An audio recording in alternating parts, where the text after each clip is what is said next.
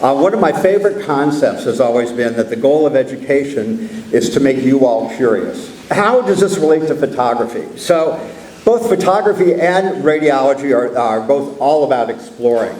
And photography has forced me to dig deeper, to look more carefully at things.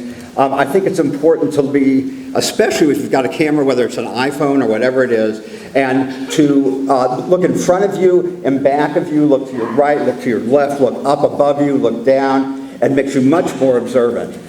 This is a shot in Southeast Asia, in Myanmar.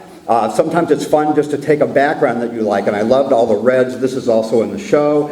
I loved all of the patterns on the wall, and then I waited for someone to come by who I thought would complement the background, and I really loved this image.